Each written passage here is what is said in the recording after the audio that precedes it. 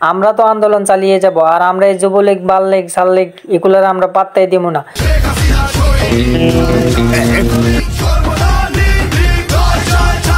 এই আমি যে ছাত্রলীগ।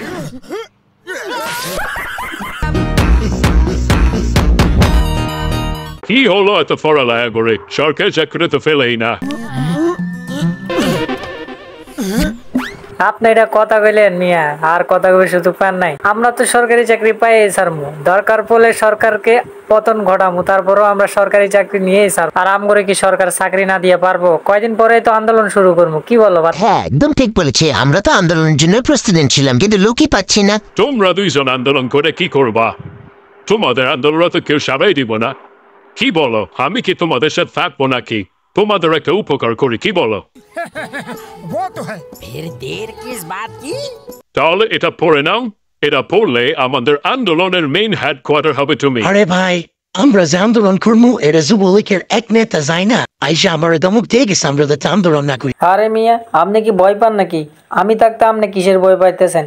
আমরা তো আন্দোলন চালিয়ে যাব, আর আমরা এই যুবলীগ বাললীগ সাললীগ এগুলোর আমরা পাত্তাই দিব না। আর আমরা আমাদের এক দফা দাবি আমরা চালিয়ে যাব। মুক্তিযোদ্ধার নাতিপুতিদেরকে আমরা কোটা পেতে দিব না।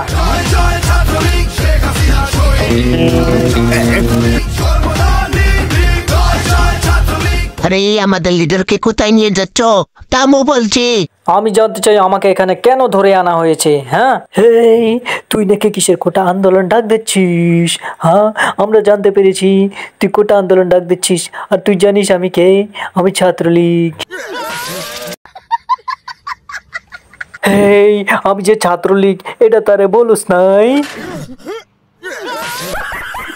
এই তুই কি জানোস না ছাত্রলীগ মানে কুত্তা লীগ? আর তোরে আমি 2 দিনের টাইম দিতেছি, এই ছাত্রলীগ ছাইরা ভালো মানুষের পথে আয়, নাইলে समझ गया महाराज, समझ गया।